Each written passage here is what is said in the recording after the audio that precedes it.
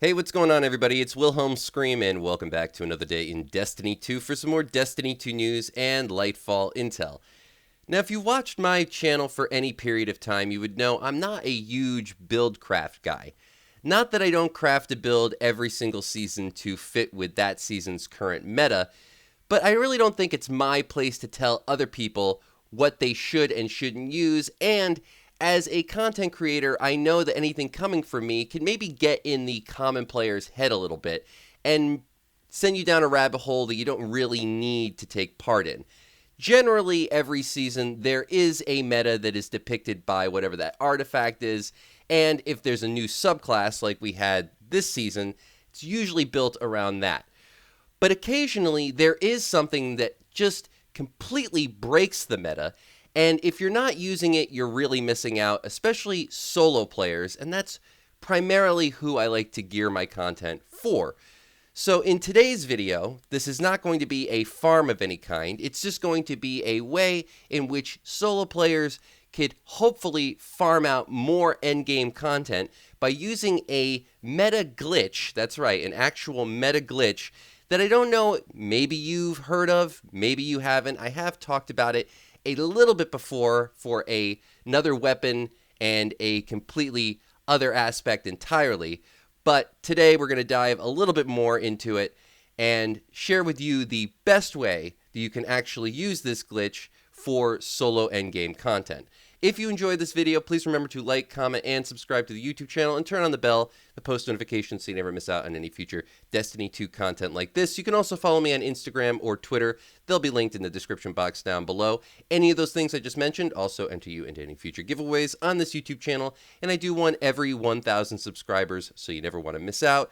And of course, if you stick around till the end of the video, I'll have a secret hashtag you can leave in the comments section to be entered into that next giveaway a second time for this video. And remember, those secret hashtags, I do them on all videos and they stack. So if you haven't done this on a previous piece of content on this channel, you can always go back, check out another video, and of course, do it again. Now, in the clip I'm going to be showing you, I am using Osteo Strega. Now, again, maybe you've seen something on this, maybe you haven't, as it is sort of making its way around the Destiny 2 community at the moment. But it is still a reference to something that I talked about last season regarding the trait Incandescent. Now, the way that that worked was essentially when you would trigger Incandescent by killing the initial enemy and having it explode, which would then trigger the scorch effects to all the enemies surrounding that initial enemy. This would also extend that initial explosion. So if you killed the initial enemy with the weapon that had Incandescent, it would spread the scorch, and then you swapped to a weapon that had Vorpal on it, it would also spread that explosion. That's because of this combination being glitched in some way. Any damage over time effect when comboed with Vorpal breaks the game somehow. I'm not totally sure why it does it, but essentially it spreads that dot, that damage over time effect, to all enemies surrounding it. And in the case of Osteo Strega, it actually continually re-ups the dot.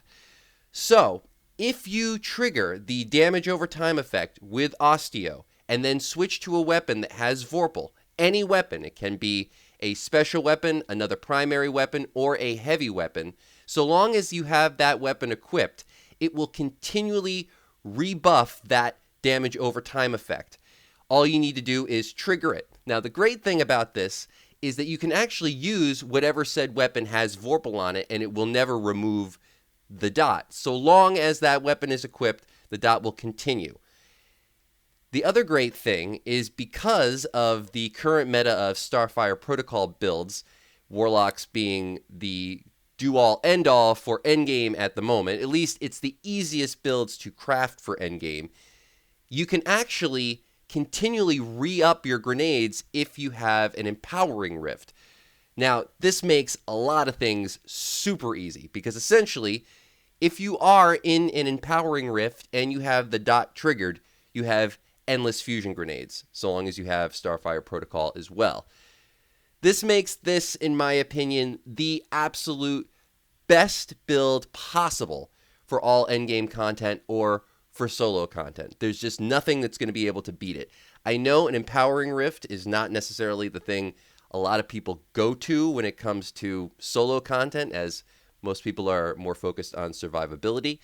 But in the case of this, just being able to, for example, trigger a damage over time effect on this champion, stay completely out of range of them, have my empowering rift going, which is also upping the damage of that damage over time effect, and then being able to just span them with fusion grenades, you can't beat it. Plus, if you have a Well of Radiance, at some point, this is also going to come in hugely handy.